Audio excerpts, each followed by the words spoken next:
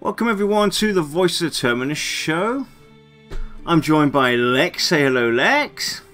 Hello, everybody. We got Shy in the background. Say hello, Shy. Hello. And we have the NathanNapalm with us again. Hello. Hello.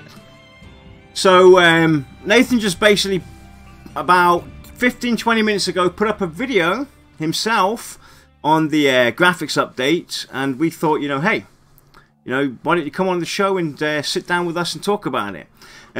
So today's show is going to be about the perception update that was in the recent newsletter, and we're going to talk about the graphics update on the character models, because they have definitely done an outstanding job. It's definitely another level. You can see a major difference compared to the last character models that we saw on the ogre and the halflings, and we get to see the elves in detail now as well. So before we go into the graphics update, we're going to look at the perception update, because a little bit more was revealed on this. For those out there that are new to Pantheon, and what the perception system basically is, it's a new way for us to engage in Pantheon, in Terminus. How we approach stories, how we engage in the environment, etc.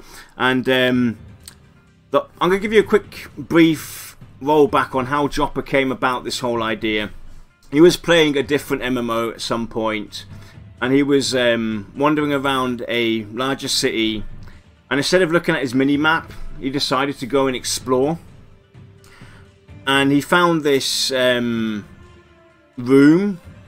and on the top of the room basically were star constellations of some sort, and he thought, hey, this looks great. So he spent a few minutes there looking at all these constellations. That's where basically his mindset kind of stepped in to, how can I engage with this? How can I utilize something like this? The beauty of this room, there's something that stands out.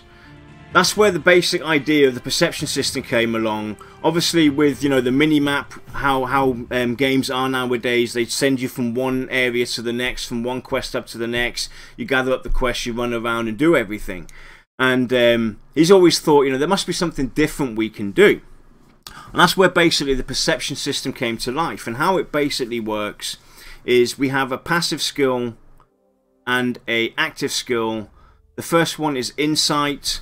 It represents the innate chance that a character will notice something in the environment.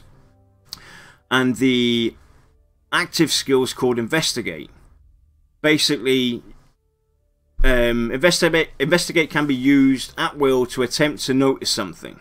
Using investigate will give you a slightly higher chance to notice something in case your insight skill is not high enough. So that's basically the difference between the two. And with the perception system itself, you have a tomb of keeping, or something that you basically can choose to do. It's not going to be forced upon you. You can choose to become a keeper, which will basically keep track of all your perception updates, be it from insight, be it from investigation.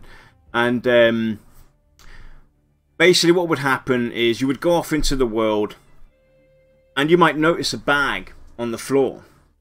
Now you can use your investigate skill, and maybe something hints at you. Maybe your investigation skill's high enough that you notice a piece of paper hanging out from this bag. And basically what would happen is you would get a little pop-up, like you see on the screen right now, with a little indication of what it could possibly be with this bag, giving you little anecdotes, not revealing too much. So it might reveal that, hey, this bag looks like it's fairly expensive, belong to somebody, powerful or rich or whatever, and that's all the information you're going to get. Now it's going to be up to you to basically try and find out more about this bag.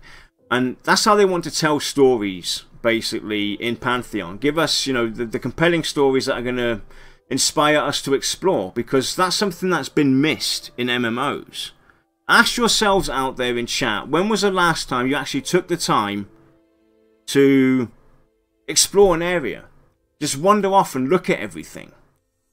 Nowadays, we have the mini-map, we have the quest hubs, and we rush from one hub to the other to get to the max level, to level ourselves up, and we don't pay attention to the detail. And there's a lot of things that go unseen because we're broadbanded into this way of going about the games. We don't interact anymore with the environment. The environment is something that is secondary to us. What's your thoughts, Lex? I think the perception system is actually kind of a natural evolution to questing. Because when you think about it, we've gone from quests that are given by someone with no indication that they have anything. Yeah. A la EverQuest and such. Then you've got EverQuest 2, who started off on a very good note, where you had visual and audio indicators. For instance, you would have an NPC waving you over and say, "Hey, come here." Which was changed again to the WoW system of the big exclamation point of "over here," which, you know, that system, there was no way around it. It was going to go into a hub-based system where you basically use it to funnel people from point to point to point to point to point until you hit endgame, and then you can raid whatever you want. With perception, there's dynamic is the wrong word, but it feels a little more fluent. Yeah. Whereas you could take a quest from a guy, you know this guy's a quest giver, so he gives you a quest. And on your journey, you find something else to do. You find a story unrelated to what you were doing just by happenstance. Yeah. Which, it branches off and makes everything a little more interesting. Yep. Nathan, you got any thoughts to it? Yeah, I think it's great for lore. I think we all, as we're playing games, especially MMOs, and we're out exploring the world, we're looking at different things and everything. I think that we get to a point where we want to investigate and know more.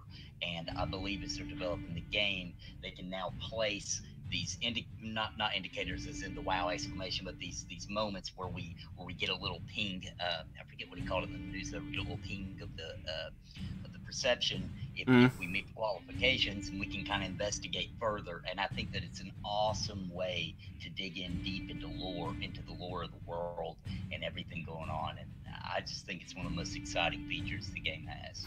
Yeah, it also, like Lex said, it makes the game feel fluent. It gives the developers time as well with a perception system. I hope the perception system itself becomes a stronger part of how we advance in the game and take on quests or stories and whatnot. Because with the perception system, like you said yourself, Nathan, they have little pings you can investigate. So you might have a ranger in the group, and now this ranger might notice some footsteps in the snow from something larger than what we've seen so far in this area. So now that leads us, or gives us the option now to investigate further, or to just be wary about this. And it keeps basically, the perception system gives us room to do what we want, how we want to do it. You're not set off on a linear A to B to Z approach, so you go from one step to the next, and then you've reached your end destination. We can now explore around every corner. There could be something. Having the perception system in our heads, because this brings me now to the next part of the perception system, where you have the lore ping, which basically reveals information about or the hidden meaning within a point of interest, or a nearby object, an individual, or a wide variety of details in the surrounding environment. Then you've got your story pings, basically, that will initiate a storyline. Then you've got your character pings, which are class-specific insights, or class alone, but at times it might be something to a particular race. And that makes you always wonder, what's up on that hill? You see this dense forest, and there's some. It looks really dense, and there's spider webs, cobwebs everywhere. It's really foggy. It's really dark. In any other game, you would have gone there, killed a few spiders, maybe killed some wolves, and that's it. You would have moved on. But having the perception system, it gives the developers also the chance to include little features down the road, do little brief hot fixes or little brief live updates where they add in additions to it. They can always turn around and change an area, a zone, add in that little bit of extra to, hey, whoa, I just got a ping. I've been here 1,000 times and now I've got a ping. They've added something into it. Maybe this bear that was in a bear cave has now awoken. We always heard about this bear, but it was never there. We've heard people talk about a bear. We went to this area, but it was never there. That gives but it's not there. It's not there for a reason. The developers haven't basically implemented it yet. That gives them the chance to do it and give us a natural feel on how we approach it, rather than having this quest open in our quest journal, hunt the bear. They can basically... There's also the fact that we know that the perception system is in. Just knowing that the system is there is going to cause people to adventure more, because you're going to be wanting to go everywhere to maybe try to trigger something. I mean, right there, a lot of people, myself included, we need a reason to go off the beaten path. Because the way it stands in most MMOs today is I stick on the rail because that's where my gain is. And knowing that there could be a quest deeper in a dungeon, there could be a quest around the corner or in this cave, or maybe down this other tunnel, it's going to make me want to go there just because I don't know if I'm going to gain. So I might as well do it and gain, and maybe even see some cool things along the way. And it also kind of slows you down, though, doesn't it? When you go into a dungeon, instead of rushing through that dungeon, getting to the end boss, you're actually going to take your time. You're going to look around with your group. You're going to pay attention to every minor detail, because maybe the developers at some point throw out a live update where that particular dungeon that you've been going to for the past couple of weeks, now something's erupted inside that dungeon. A crack in the wall has opened up. It wasn't there before, but now your perception kicks in, and now it might unlock another storyline. It might unlock a story that you already have and bring you further into it. And it's a time sink also for the developers and for us as players, because you're not going to just rush through it. You're going to take in the beauty and look around. You're going to tread carefully. And we all know that Pantheon is going to be a challenging game, so we want to tread carefully anyway. And I mean, I'm going to come right and say it. For the longest time, I've been on the fence about the perception system. Not necessarily the theory behind it, but more on its implementation. Because if they make it too rare, it'll get frustrating. If they don't have, if they have too many of them, they become unimportant. And that's where my worry lies. But in theory, another great thing about it is that the developers, they can come back. Like, say the game released a week ago, they could get someone at their home office or their headquarters or whatever. They could just add a few new ones. This is something that you could just have someone do during their lunch break if they wanted to. Hey, I'm going to go craft a new perception quest. And you don't really have to tell anybody. You could put in the patch notes, hey, there's been 25 new perception quests added in this monthly patch. And not only does that help make the game seem like it is still fresh and alive and changing, but it will keep older zones more populated, because even higher level people are going to want to come back to see, maybe some of these new perceptions are here. What are they? What do I get from them? and having a perception system and a regular quest system is beneficial as well, because one's not gonna step on the other. You're not gonna have those issues of coding problems. You code in a new perception quest. Oh no, you've coded a perception quest into a normal quest giver for whatever reason. Like you said, maybe somebody comes in with an update on a normal quest NPC that gives out a normal quest.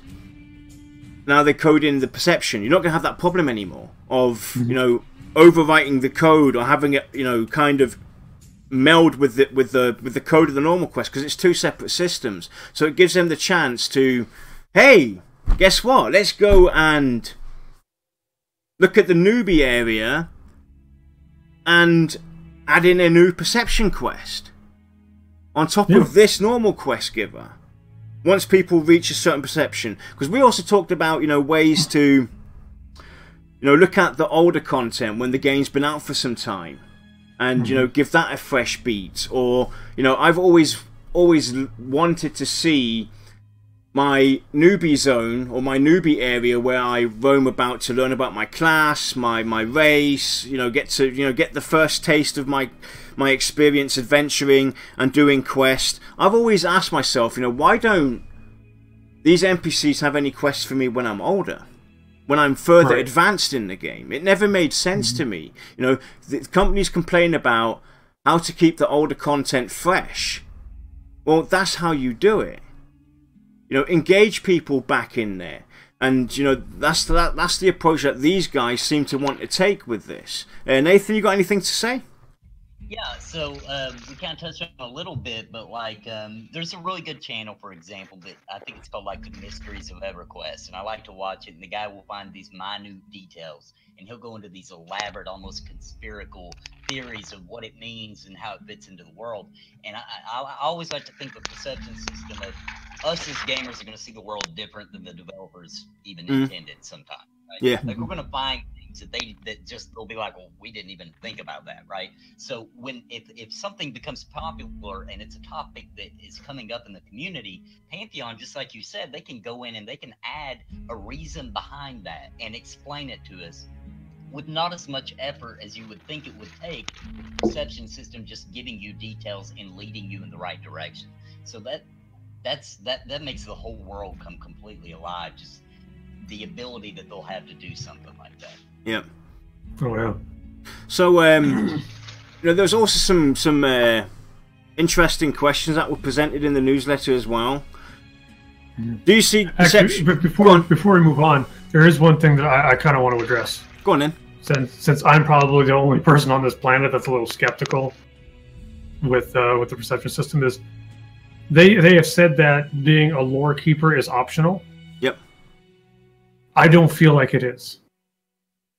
Because unless you feel like taking down hundreds and hundreds of notes, you're going to need that record keeping of the perception triggers. It's just the way it is. It's going to be. It's not going to be optional. If you can say it can be optional, but it's not going to be. There's just no way. Yeah. So basically, they have. Well, let me go quickly address this right now, Lex. So, this is basically in the storylines. When a loreling is able to initiate a storyline, it will present the player with 3 options. You accept. If a player accepts a storyline, the quest will begin and the perception system will continue hinting at what to do, where to go, what to look at, and so forth. Then you have disregard. If a player disregards a storyline, the perception messages related to that storyline will cease and the storyline will be unavailable. And then you have consider. If a player chooses to consider the storyline, it will reset the loreling with a slight cooldown before the player can trigger it again. This will give the player time to think before they decide to accept or disregard. So basically, it's not really addressing your issue, but it's but it is at some point, because if you disregard that storyline, that's it. You're done. Right. You're out. You will not get it again. Right, but it still comes down to, like, there's still a lot of details we don't know. Are there only so many you can accept at a time? Is maybe that, like, maybe does the whole lore keeper log system work as a quest log just for perception? There's just a lot of unknowns. When you say that it works with the perception, and perception is going to be a fairly large element within Pantheon, I don't think you can say that it's optional. Because even if it gives you a little bit of assistance with the perception, be it tracking it or being able to keep notes for you automatically, you're pretty crazy not to use it. Yeah. So at which point it no longer is optional.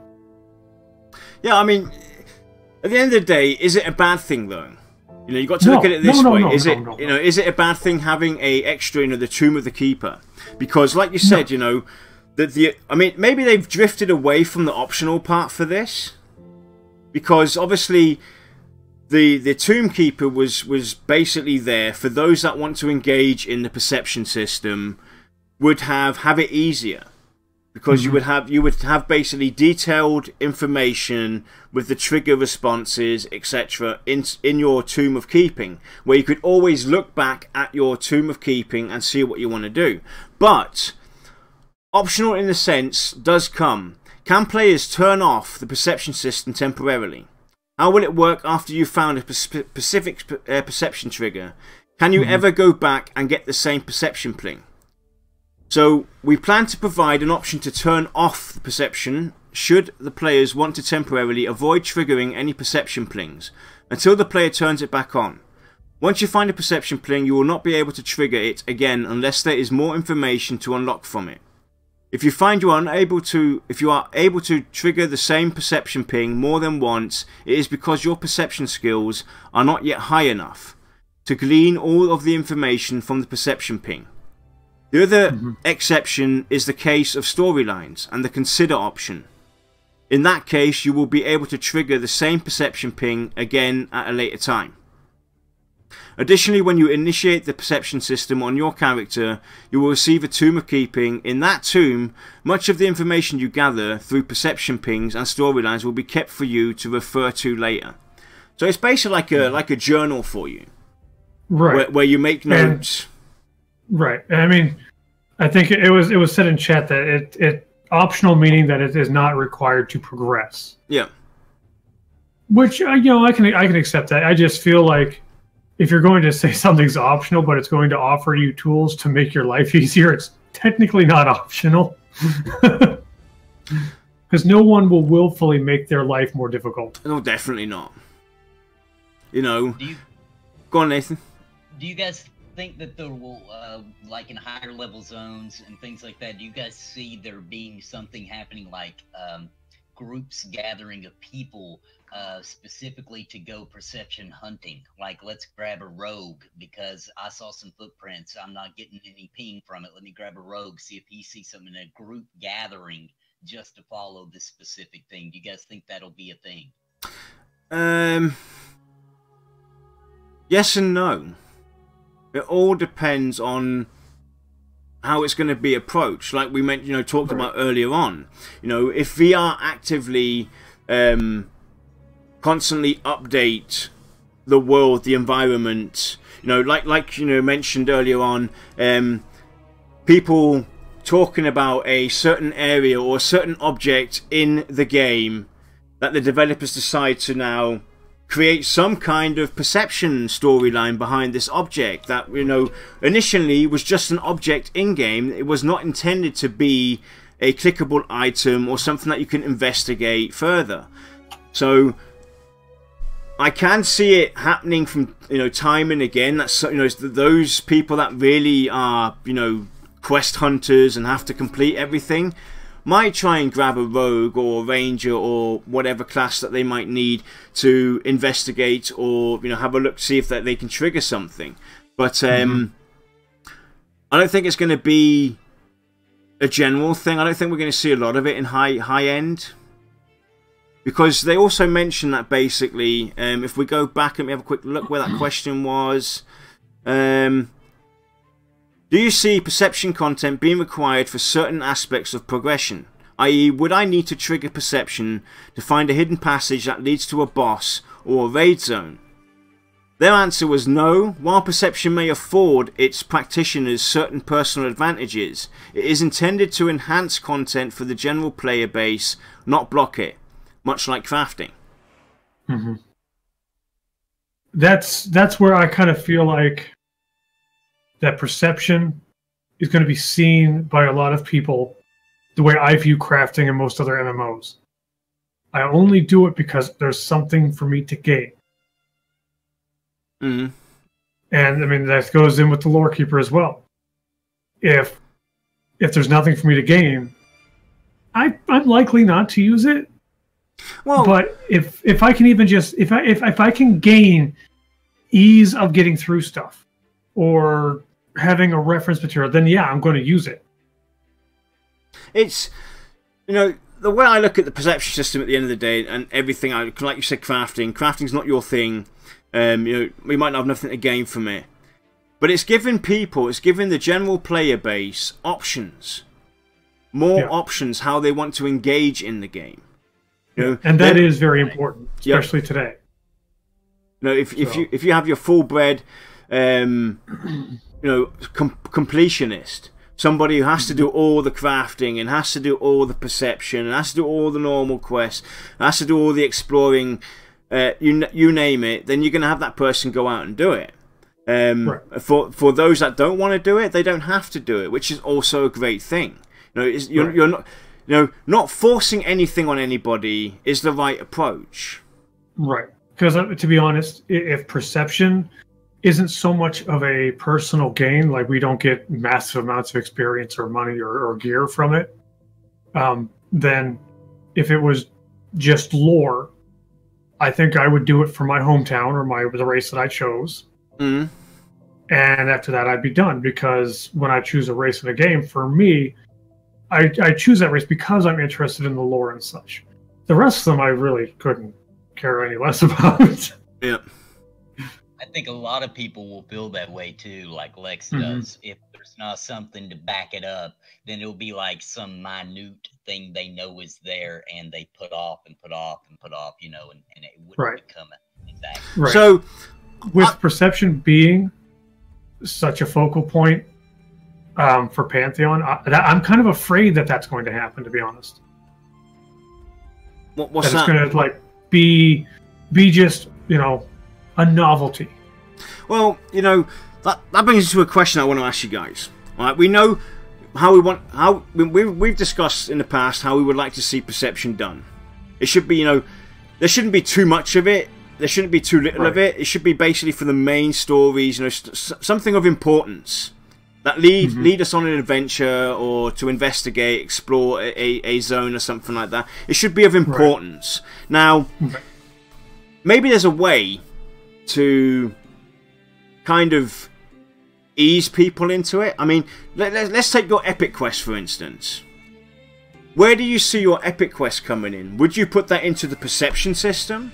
Would you have that as a separate system? Would you have that as a normal quest?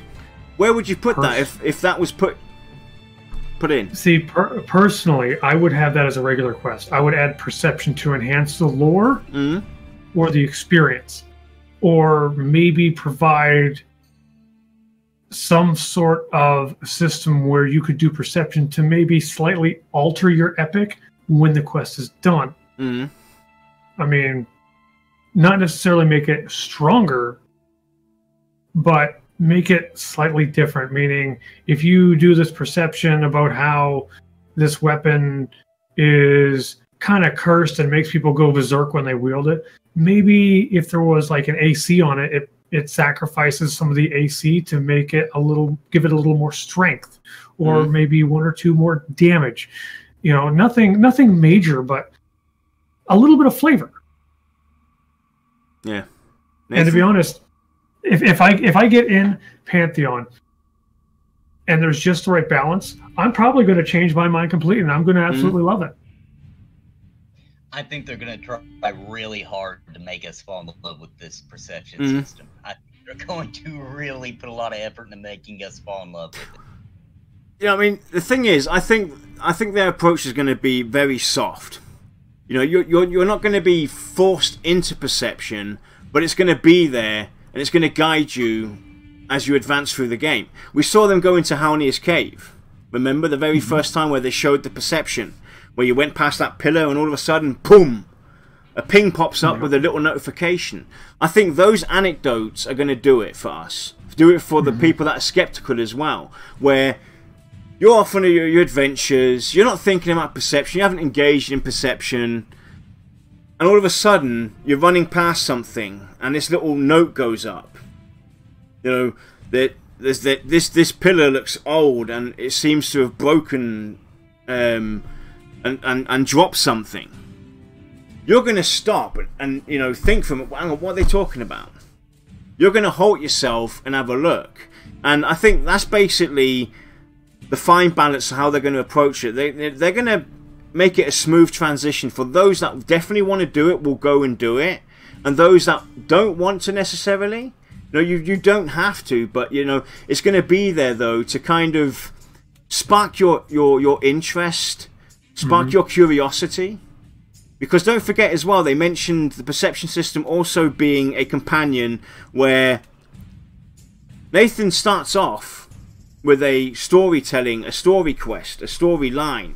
And he's basically, you know, he's into the perception. He goes and does the first one, he does the second update, he does the third update. Now, he runs into you, Lexa. You can join him on his adventure without having to do, you know, the prior steps as well, which is also another soft way to get people interested in it. I think Nathan's right. They're gonna have a very smooth way of intriguing us, intriguing the skeptics, intriguing those that don't want to necessarily be, you know, invested in the perception. Because don't forget, it's all about storytelling. And another thing to point out as well, or two things to point out. The basic flags will be race, class, level, and faction. Those are where you're going to see your perception pings. From there, we will use flags like has killed NPC X, has looted item Y, has travelled to location Z, it's currently day, it's currently night, and also the weather is going to play an impact in the perception as well. So there's multiple ways for people to maybe want to have a look and explore and see. You know, it's not that as long as it doesn't destroy your core game. For somebody that's not interested, as you know, like they mentioned, you know, it's not going to be something that's going to block you out if you haven't done it before. You're not going to be forced to do it. It's there as an option if you want to learn more about the world, the environment, your race, your class, maybe. You can dive deeper into it. But it's not going to disrupt your core gameplay. For those that only want to do the, you know, the end game raiding and this, that, and the other, the ones that just want to go and explore the world, the ones that just want to do the normal quest, the ones that don't want to craft this, that, and the other. And I think that's how how it's going to work together. Is you can have these little bits and pieces every now and then. You have people in your group that come along, and you're automatically going to be engaged in perception. Now, my question to you is though.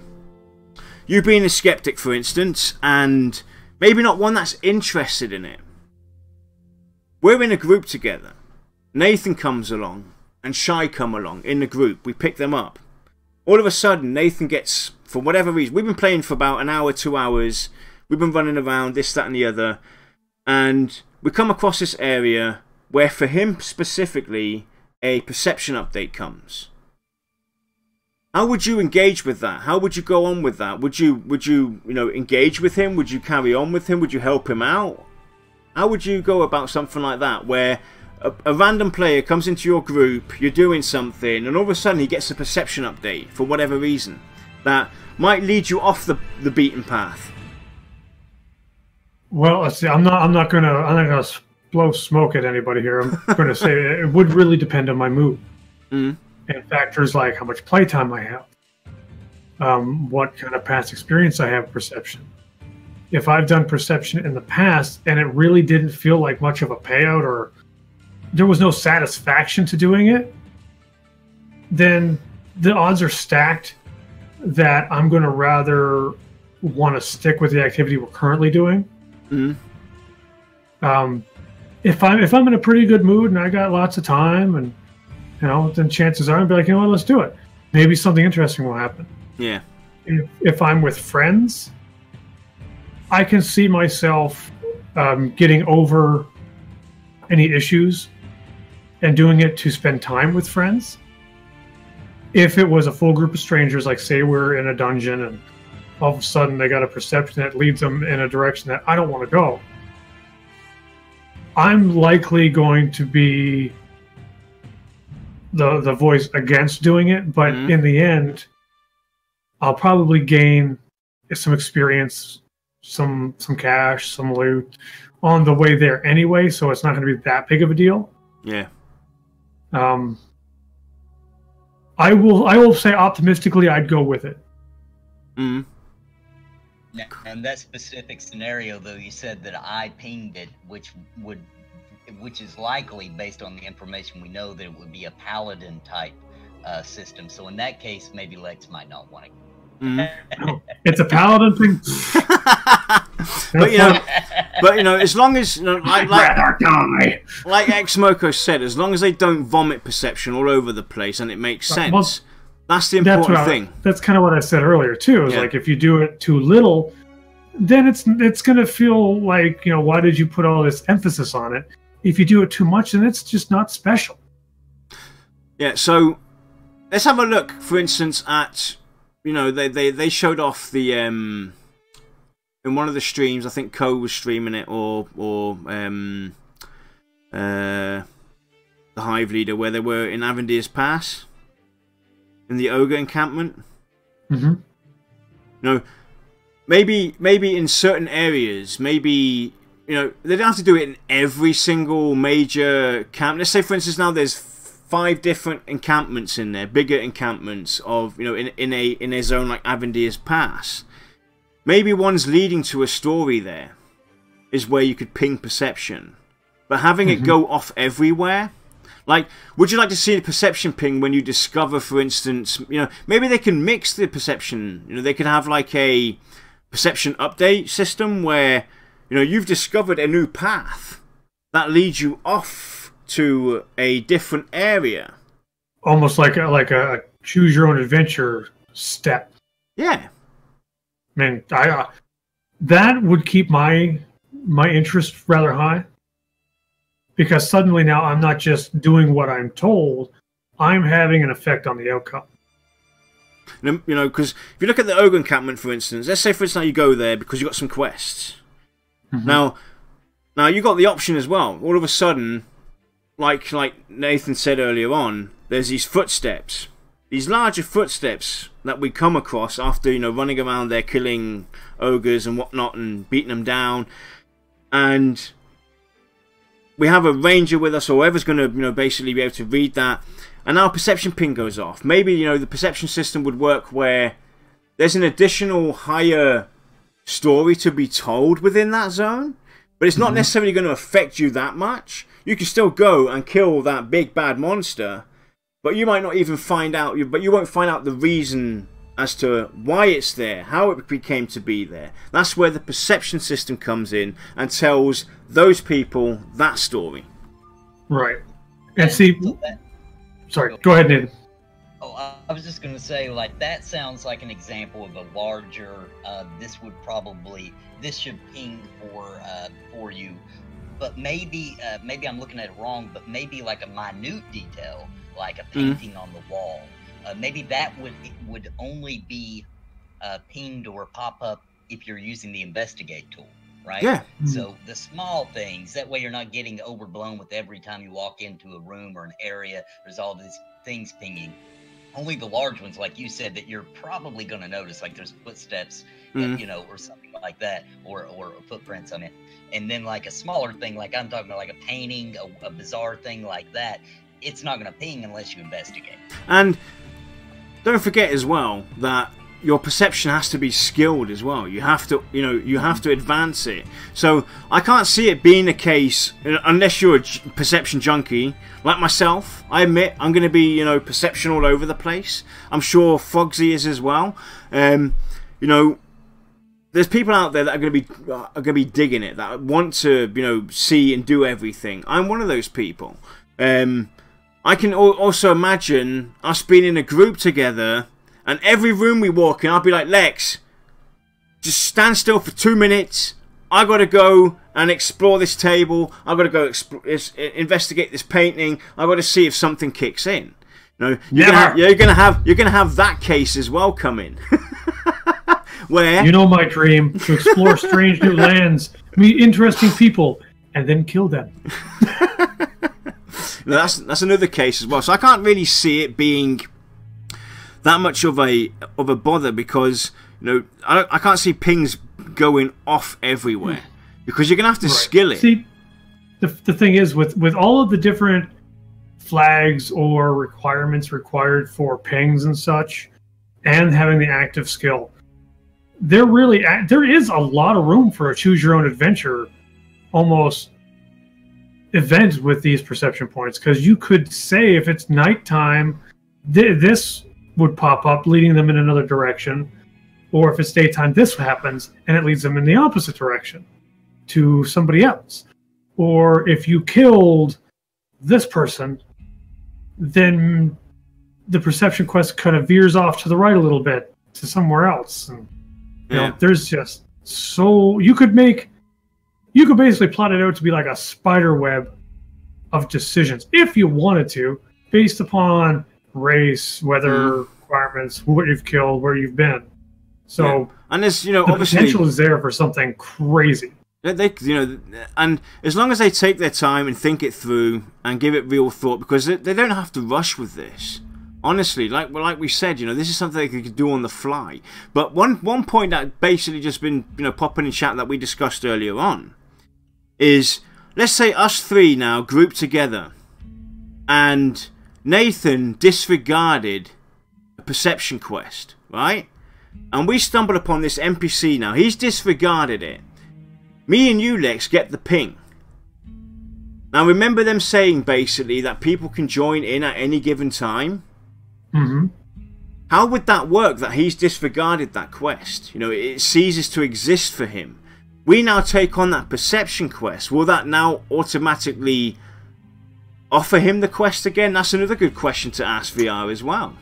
Right. Well, coming from a developer point of view, the way I see it is like when you disregard it at the root, but if you join someone else halfway along the path, then you're kind of basically telling the system that I may have disregarded this back then, but I want to do it now. Mm. And, you know, pending design issues, let's say every step gives you a reward. Big, small, it doesn't matter. By jumping in halfway through, that doesn't necessarily give you larger rewards faster, because the entire perception line or chain, whatever you would like to call it, it could have, instead of just like each step has a requirement and a reward. It could just be every time you do a step, how many steps have you done? 2? Well, you get this reward. You've done 3 steps, this reward. So by disregarding that at the start, and say you maybe skip 2 or 3 steps and you ended up helping someone else, you're still going to get a reward for the work you've done. But the person who's done it from the beginning is likely to get something much better, because they went through the time and the effort and the hardships to get that far. Yeah, I'm looking at it from the perspective of, you know, we're standing right in front of this NPC, right? Mm-hmm. It's the first perception quest you're gonna get, and he disregarded it. We haven't engaged in this NPC. Now all of a sudden our ping goes off. You know, I think, you know, the smart way to go about it is to also offer him it, or well, if we take it on, he automatically has it, because hey, you know, this guy's with us in a group. He's going to have the same knowledge. He's standing right next to that NPC. You know, he should be able to participate even though he's disregarded it. Right. Yeah, I agree. Anyway, right, go on, Nath. Oh no, you're good. I was just saying I hope so. So I hope that you don't you know, disregard it in one moment and then later it come up and you know, it's too late for you. So yeah. Hopefully you'll be able to join in as well. Because I mean, you know, if you flick off an NPC or you flick off a person in real life, bugger off, that person's not going to speak to you for a little bit, for a while. You might have had a bad mood. That NPC might have had a bad mood. You might have had a bad mood. So you disregard, I'm too busy to deal with your problems right now. Right? Just because you disregarded it doesn't mean that, you shouldn't be able to rehash it again at a later point. Maybe you don't have the time right now. Maybe it's something you want to do later. So, I think there should be some softer approach to the disregarding. Maybe it's disregarded for a certain time frame. Like, maybe it's disregarded for the rest of your session until you log in again. You log off, you log back in, and it's offered to you again, kind of thing, rather than it being gone forever. Right. Because a consider is a like they mentioned with the consider ability, there's going to be a short time frame where you can think about it, and it's going to be a short block out for you to then go and speak to that NPC again. So there's two ways I want to see this. The consider one is a short time duration where I stumbled upon this NPC, I'm looking at my clock, I actually have to go, or can I squeeze out another hour to go and spend it in game to go and do this? That's where I see, hey, I consider this. Now I've got maybe 2, 3, 4 or 5 minute lockout. So now I rush upstairs, speak to the wife, speak to the kids, ask them, hey, can we go out an hour later or whatnot? Then I come back, I've considered it, boom, I take it on. If I disregarded, go on. The question is, when you hit consider, like say you hit a trigger, because we know in some cases triggers are proximity based. Yeah.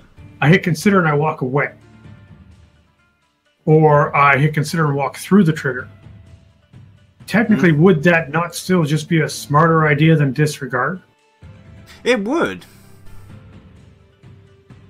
So it's kind of like, why ever disregard anything? The question is as well, how is it, how is the programming behind it as well? Let's say, for instance, now I run through, like you just mentioned, I run through that trigger area where the ping goes up. I don't accept, I don't consider, I don't disregard if that's an option. What happens then? Right, what happens if I just walk through? Exactly. So there's definitely things to consider.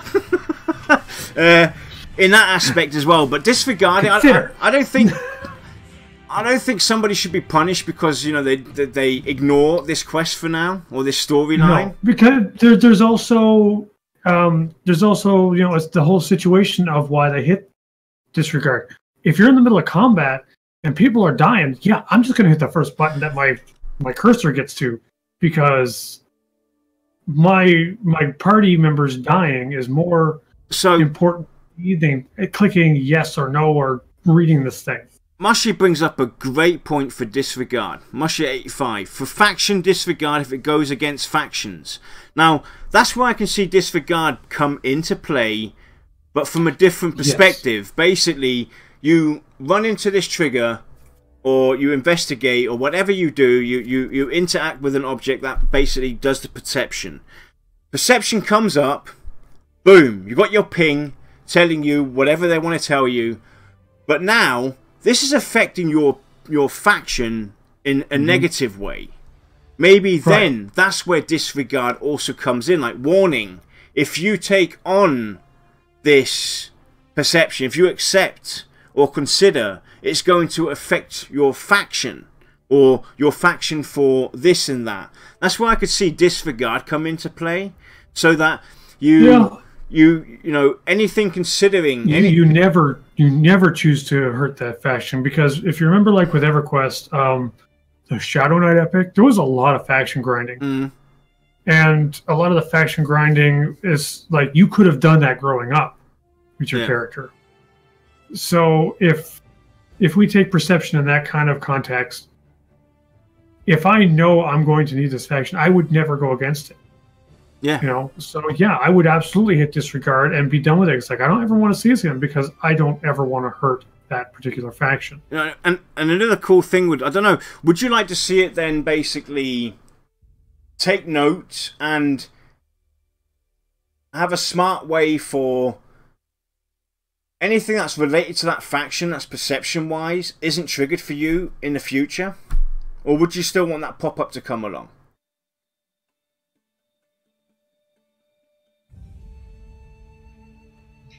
Maybe still give the option, because things can change, you know what I mean? So you never know. Somebody may, later on down the line, change their faction. So, I don't know, that's tricky. What if there was an NPC, just as an example, in some library somewhere, that could reset your disregard choices? Or just wipe them clear so that you can go back and try to find these places and then do them. Yeah. See, I think that it's that way. Disregard is only a semi-permanent choice. Yeah. It's permanent for as long as you want it to be. And it's a helper as well. Right. And I'm not saying to make this like free. Obviously, it would have to incur some sort of cost that would be, worthy of how many things you've disregarded. Yeah. But the option would be very nice. Yep.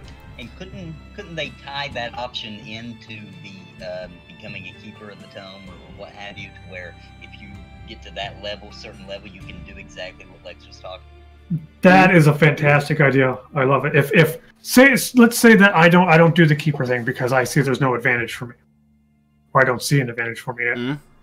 I disregard a couple. Maybe 2 months, 3 months down the road, I decide maybe I want to do these. I go find a player that's a keeper, and he can actually wipe clear all of my disregards. That's a service I would pay for. Put it in the hands of the players, yeah. Right.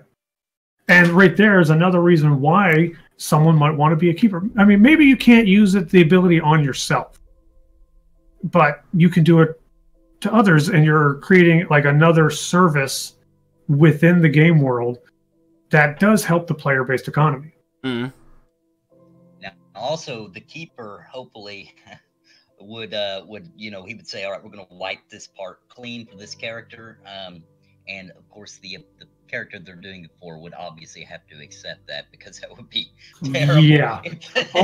Oh yeah, because I could see that getting abused big time. See a higher level person just walking around and wipe yours clean and yours clean and yours clean. It would definitely need to have an accept deny kind of dialogue. Now picture this, Nathan. You can wipe clean without any regard, without any acceptance. And then you wipe Lexa clean, and now his memory's completely wiped, and he thinks he's a paladin. And 10 minutes later, I'm jumping off of a very tall wall. Anyway, so there's definitely, it's definitely worth the read. For those that haven't read the newsletter yet or had a look. Or maybe not familiar with the perception system. Yep, so I'm going to link it here in chat. That's the perception design. And we're going to move on now to another cool thing. You've seen them on screen flashing out throughout the entire show. They gave us some little images to look at. And we're going to look at the ogre one first, because that definitely stands out. Now, that image couldn't be any closer to perfect. The lighting, the atmosphere, the shadows, the environment itself, they all melt together, bringing this perfectly looking screenshot. And this is actually, for those out there that don't know, this isn't concept art or anything. These are what the models are looking like for Pre-Alpha 4. That's in-game footage. That's in-game footage. These are the new ogre models. And I will say that there has been some talk from certain persons, that the male ogre does look a little bit like Sloth from Goonies. And the thing is, like, I can see the shape of the head, or at least the shape of the face being quite similar, because he has the very high and very pronounced cheekbones and everything that's just a little bit out of proportion from a human, but close enough to be familiar. So I can see it. But the fact of the matter is, I still think the ogres look great. They look fantastic, yeah. They don't look like they're drooling idiots. They look intelligent, which is what smart. you see in every other MMO. And another thing to point out though, Lex, as well, we don't know what the options are going to be in the character creation. You know, maybe this is something that you can, you know, maybe they have different faces, and this is, you know, just one particular face that looks like Sloth, you know, and it's not a bad thing. Yeah, you get, you know, the eye down here and ears that wiggle. And... You know, maybe you have, you know, maybe you can have, you know, we know that ogres are intelligent, they're smart, they're warriors, and not all of them are going to be of the hierarchy. They're not going to be up there. They're not going to be the generals. Not all humans are the brightest bulbs. Exactly. So maybe, you know, you want your character to not look or feel or role play in that aspect of being a dominant brute force of a warrior. You want him to be in the middle class, so he looks a bit different. You know, giving people options. You know, I don't know why people would even, you know, moan about that, to be honest. Yeah. Oh yeah. And the one thing that I love, especially about this particular screenshot, is, you know, you think of a warrior, most people would think of a man, just because they're brutish and just want to kill things. But the female ogre looks like the last person you want to tango with either. Oh yeah, she looks dangerous. That. She doesn't have 45 meters of cleavage hanging out. She doesn't have her belly button sticking out. She doesn't have plated butt cheeks. She looks like an honest-to-God warrior who's ready to go toe-to-toe with anybody. And chances are, she's going to win. Yep. I do not want to meet these two ogres in the woods, to be honest. No. And, you know, this is... Not if I'm a human. This is definitely my favourite screenshot from the model reveals that they showed. This, you know, they nailed this one 100%. So I'm going to bring up the elves right now. Now, there's a lot of discussion about how the elves looked, and the models themselves look great. It is hard to tell though who is male, who is female. We do know that elves have a very what's the word I'm looking for, Lex? They have very feminine features. Yes, very fine features. Very fine features and everything. And this one image did put me off. You know, comparing it with the... I don't like this image at all. With the ogres. But obviously, there's a lot of things that come into play when they took this screenshot. You got the lighting, the position of the camera, the shadows, etc. The glow. The glow. That all came into it, and basically, this really definitely put me off. This wasn't the best position for the screenshot. The models look great, don't get me wrong. You can definitely see the female in the front, the male at the back, and it's not overdone. Like, you know, with the ogre as well. The ogre female looks like she's ready to do battle.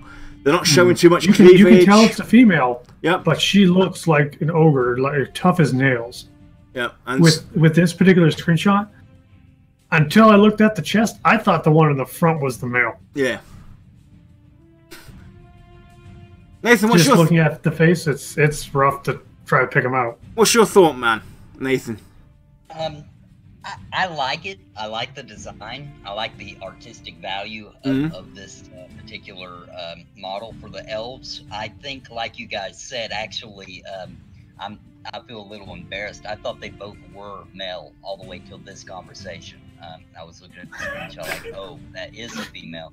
Whoops. So I guess there is a little bit of work, but maybe that just goes into you know, the character creator and things like that. Maybe exactly. See emotion. And you know, and again, this is the first approach of the new models. So things aren't going to be 100%, right? So now the last image is going to be the halflings. Now, again, the lighting was a bit off on this one, but for me, the halfling female looks great. Looks absolutely great. The male at the front, though, looks off. It doesn't fit right. The armor. Oh, okay, I'm gonna be honest, and I'm just gonna apologize to VR now. The head looks out of proportion with the body. Yeah. There is nothing speaking the whole tribalness of the halflings. Even the female, if it wasn't for the feathers, she would just look like she had a bad hair day. To be honest, I know this is likely going to be a character customization, but they really desperately need trinkets or face paint. Not a lot, just a little bit, to sell that tribal nature of them. Otherwise, you're just looking at short elves with bad hair. But again, don't forget this is the first pass. Maybe this is a feature that they haven't, implemented yet. The tribals and this, that, and the other. So, but again, they've definitely got the female 100% right, and with the head proportion, it does look off. That could also be due to the angle. I'm only being critical because even though they're dinner, as far as I'm concerned, I still want to look good. The players that I know that. Lex, can you disconnect and connect again? You're coming in robotic, dude. Oh, just wanted to mention that there's been a couple people here who've mentioned that with the halflings, it could be just the angle that the screen jump is taken at too to make the heads look so big. Yeah, there we go. I think that's better. Because if you look, it's slightly looking up. Yeah. Am I still robotic? No, you're fine now. Could have been on my end as well. Well, what I was saying was, the only reason I'm being critical here is because I will never play a halfling. But the people that I know you'll eat them. that want to play a halfling deserve to have halflings that are just as good as what I want to play. Yep. While the female is there, she just needs a little more customizations in my mind, which could happen in character creation. I don't think the male is acceptable at this point in time. But it's definitely getting there.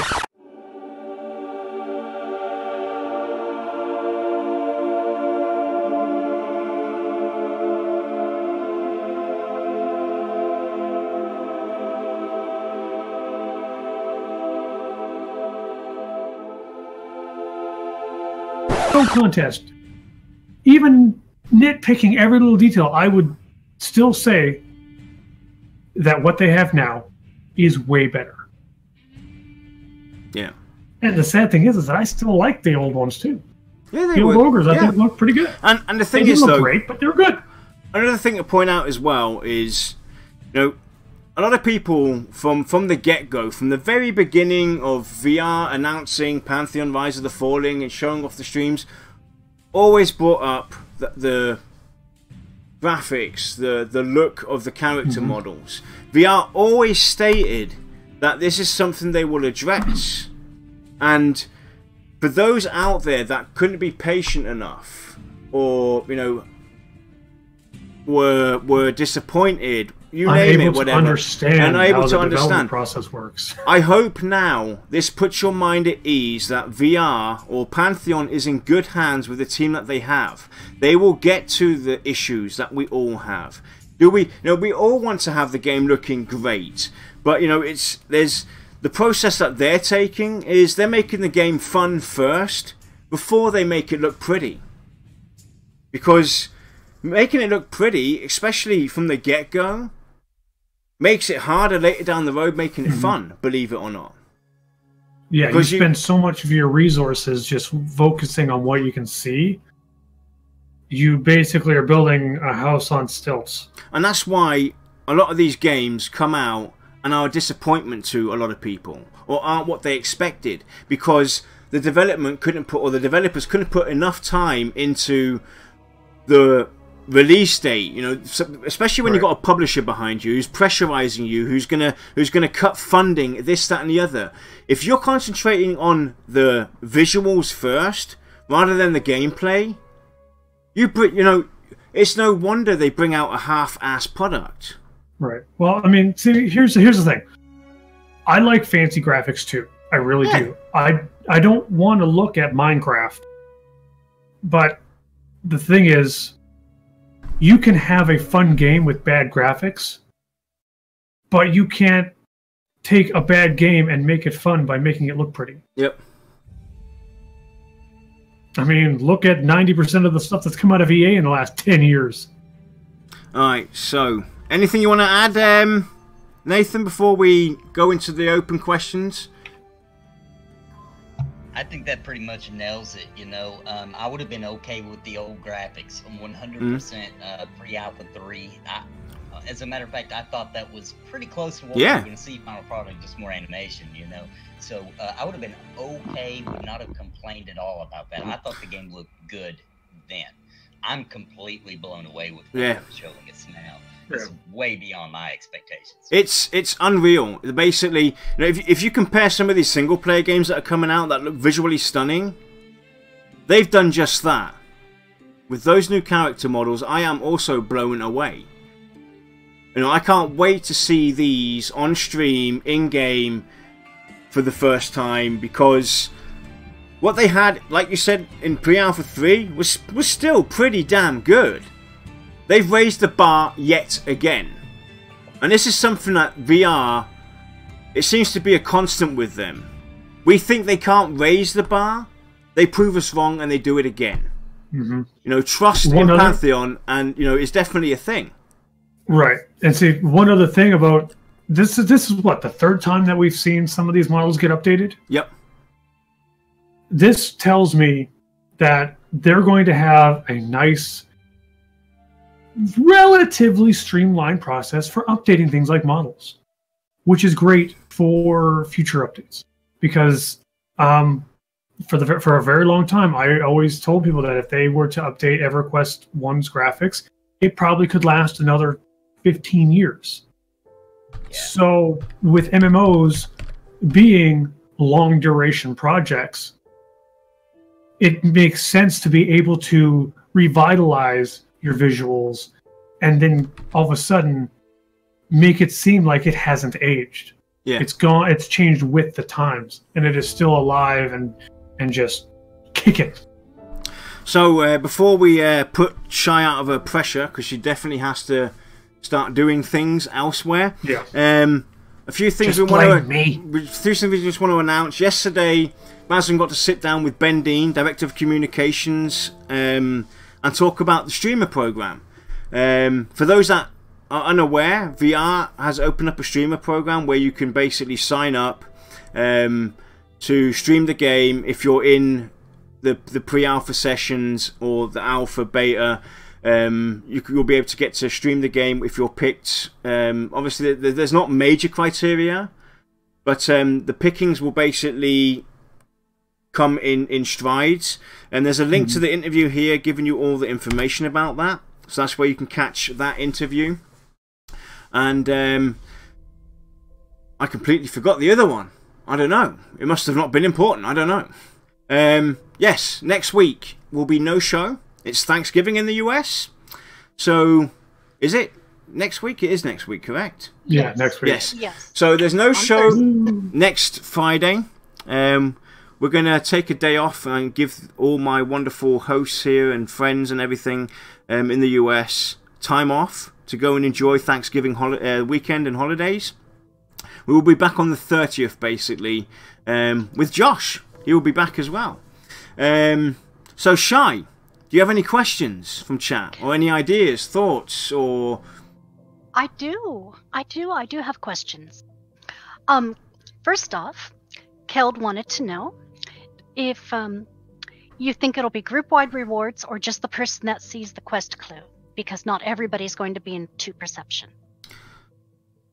It could possibly be a mix, depending on how the perception is triggered. Remember, you have class-specific plings, you have race-specific plings, so it all depends on, you know. Also, we don't know how the perception system is going to be split up. Are you going to have group perception? Are you going to have, you know, is it going to be split down in that way?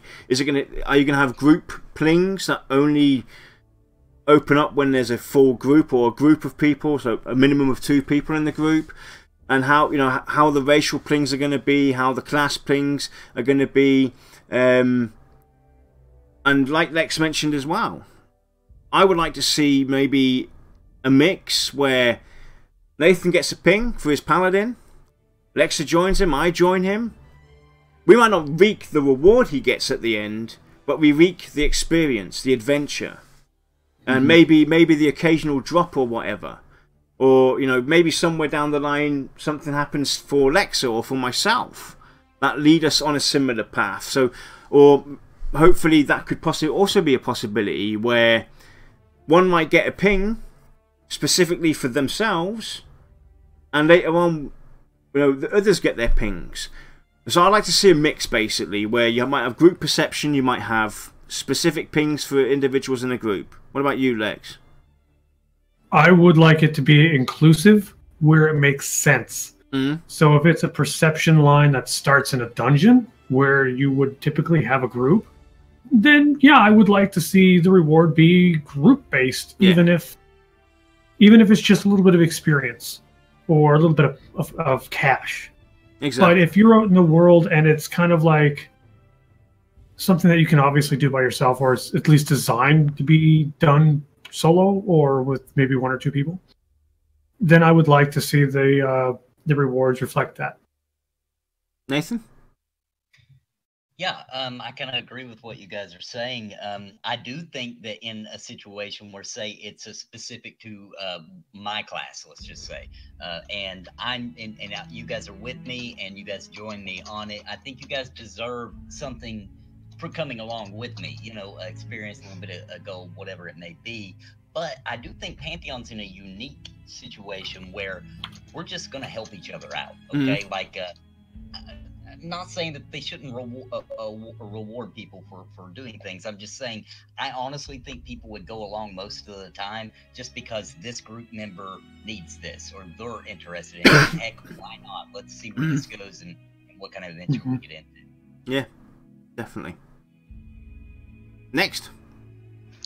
And the next question is again from Keld, asking if the rewards should be class-specific or race-specific, or should it just be generic in-term rewards, and how long should they be in the terms of quest chains?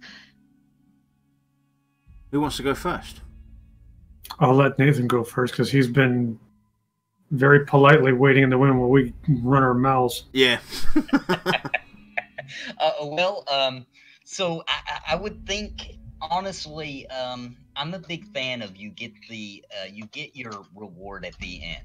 The reason I say that is I'm a very impatient person.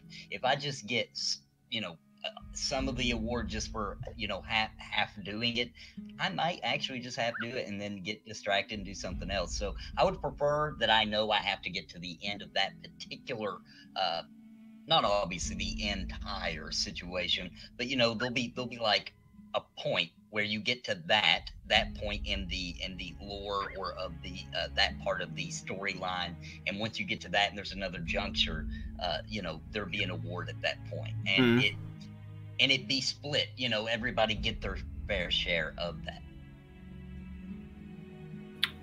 Yeah, in terms of rewards, I'm a big fan of getting what I can use, because most games have given me junk. But you can't always do that in a game, because, you know, trading items with other players, and, you know, that's a big part of the experience too. So as long as there are some cases where if this perception is for a Scar Dire Lord, then I think I should get a Scar Dire Lord reward, because in that respect, the developer or the person that is crafting the quest line understands that this is who is running this. It's not, it can be any of these 13 or 12 classes and any of these 9 races, you know. In terms of duration, the biggest problem I usually have is that if it's going to be long, I need to be strung along a little bit. I need to get some kind of, like, not every single time, but every couple times I need to get something out of it to be like, okay, you know, here's something to hold you over till you get the rest of it done. And nothing infuriates me more than spending a month on a quest line, and what I get is like, oh, look, that was so not worth it. I'm just going to vendor it. You know, I find that absolutely infuriating, and it discourages me from ever doing anything like that again. Yep, couldn't agree more than what you just said, basically. The reward should be fitting to the character or the class or whatever. It should make sense. It should be an update, something that you can use, and I'm on the same boat as well. I would rather have items that I don't switch out every 10 levels, or every 5 levels, or every 6 levels, or every 20 levels. I want to carry my armor. I want to be able to modify my armor. You know, because I'm fed up with, hey, tier 1 complete. Now we go tier 2, we complete, change everything out. Tier 3, oh, expansion number 3's come out. Throw everything I've got now away, or use it for the beginning, obviously, so I've got some decent, fairly decent quest gear, and then I chuck everything else out that I've got, because it's not of no value to me. I'm fed up with that. The items should hold some value to us. I'd rather have lesser items in the game that are more valuable than being put in front of a clothing store that, hey, take, your choice 1,000 times over. And with the rewards itself, the rewards should make sense. I like to be displayed with options for rewards. Not necessarily always getting coin or experience or an item. Maybe I get some, depending on what the NPC is and where they're from. I like the decisions to be smart with the rewards as well. If I start a perception quest where it's an old lady asking me to go find her old husband, she can't give me much, then, maybe I get some harvesting materials. So yeah, anyway. Shy, next one? The next one is from Resum, asking, does anybody have the fear that since all these quests will be shareable, that every group you enter is going to be a flood of quest invites, and before you know it, your quest log is completely covered with more than you want to deal with? Not really. There is a part of me that does worry about that, especially when you group with someone who's much higher, which does happen from time to time. But I would assume that we're going to have like level restrictions on certain quests, so you can't say get a level 40 guy to he groups up with you and his buddy who just started, and all of a sudden now you've got level 40 odd quests that he's going to run you through to power level you. I would assume there would be level restrictions, so a level 1 can't pick up a level 40 quest.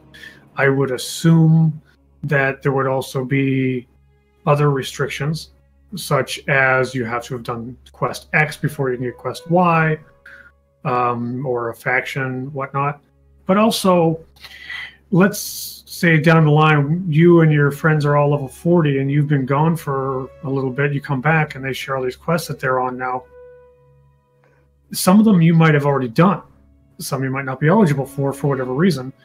So, in the grand scheme of things, because I feel like Pantheon's going to be more of an adventure-oriented game versus a quest-driven game, like some of the other ones, that if they have 3 quests that are actually shareable with you, it's going to be pretty shocking.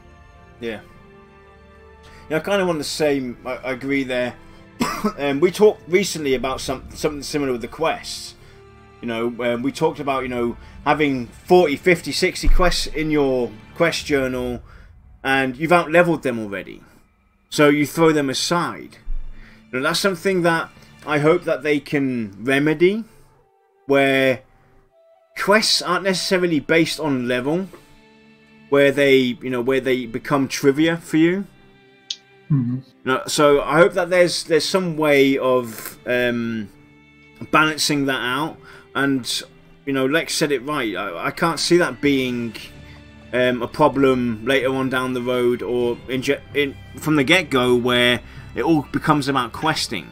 Pantheon is going to be about exploring, adventuring, going out into the world and seeing what happens.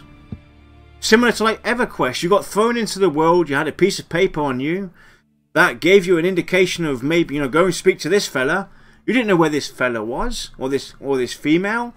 You went out and had a look. You roamed around that area and you found that NPC, and then that's how your adventure started to begin. You got thrown into this game. You had no clue what to do, and kind of similar with Pantheon as well. I think there should be some sense of direction, at least for the storytelling part, the lore part of the game, that is revealed time over time, not from the get-go. You know, I want to be thrown in there and be like, what to do and where to go. The world is my oyster. Nathan? Yeah, carving your own path, just like you were talking about. I think that's what we're going to mainly get out of the perception system. As far as, I guess it's almost like an alternate questing. You know, like we got alternate advancements and things like that in games. This is almost like an alternate questing system. At least I hope that's what I'm thinking in my brain. So going off and doing things. But also, like you mentioned earlier, that's something I had never even thought about. I think Lex might have brought that up. How come I can't go back and talk to this guy who was giving me quests at around level 5? How come he doesn't even have anything for me at level 30? You know, that doesn't make any sense. This is a human being that, you know, obviously, you know, there should be some more interaction beyond that. So maybe that's something. You know, if we're going to talk about non-level based, like you were talking about, then maybe the perception system is a way to do that. Now, obviously, it's going to take you into areas where it's dangerous, where it would be more advisable for you to be a higher level or a lower level. But there's reason for you to be there, which creates excitement for the entire community. A higher level going to a lower level zone, or a lower level going to a high level zone. That's awesome. That's good MMO gameplay right there. Talking about Grizzly, I always make funny noises. It's called living. So we have one final question from 8080Q37. What do you all think you're looking for in combat updates? Graphically, where do you find the balance between flashy and realistic? That's going to be entirely individual preference. For me, I'm a career tank. I don't do flashy. I need my vision as obstructed as possible so I can see what's going on, so that I can react accordingly. In terms of graphical updates, I'm very much a stickler for fluid animations. I literally could be, you know, a Minecraft block guy for all I care. As long as my animations are smooth and I can get into combat, I'm good. But why have I lost you, Lex? Oh, that's why. What did you do? There we go. There we go. I was distracted. What's the question again? It was, what do you all think you're looking for in combat updates? Graphically, where do you find the balance between flashy and realistic?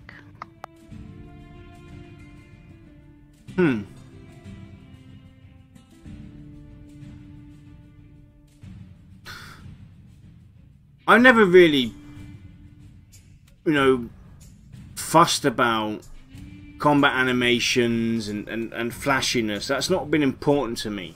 Now, I've always been about the fun with the group. Now, I'm not one who's picky about a side kick, you know, a roundhouse kick or anything. That's not, you know, looking right. Like Lex might moan about, you know, the run animations. I don't fuss that much on that kind of stuff. On that, you know, I'm not that detailed when it comes to stuff like that.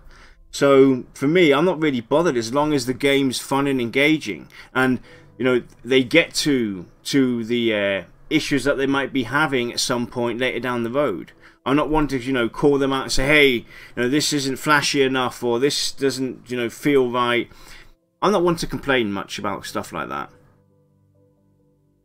I'm sorry, but since you brought out the run animations, I like my characters to run, not ice skate across the world. Drives me nuts. I'm kind of in between. I'm a tank as well, so I'll turn all the flashy stuff off, right? Like, just give me that option so I can turn it off. I can concentrate on what I'm trying to do.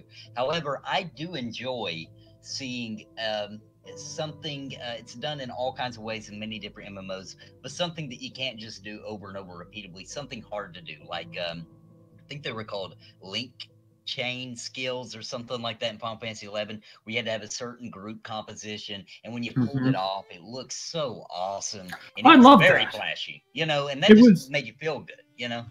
You see, there wasn't a whole lot I liked about that game, but that I enjoyed because it really brought a sense of synergy to your group. Yeah, I agree.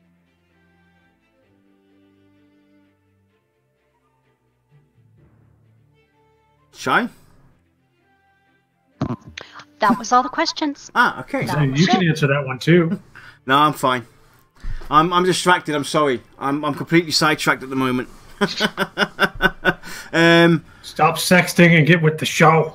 I'm sorry, man. I'm sorry. But anyway, we hope you Oh, wait, enjoyed sorry, this. I'll put my phone down. We hope you enjoyed this discussion, the information and that we showed off, and we will see you all on the 30th of November when we come back from the US Thanksgiving break. Okay. Yep. And Thank you, Sarah. Nathan, thanks for joining us. And let me quickly grab the link to your video as well. Nathan put out a video prior to us going live. Also talking about the graphics. Just waiting for YouTube to update the link. There we go. You can catch it here. You can catch his insight and thoughts on the graphics as well. And we will see you all on the 30th. Again, no show next week. We'll take a little deserved break to go and eat some turkey. So enjoy your holidays, everyone in the US. And we'll see you next time.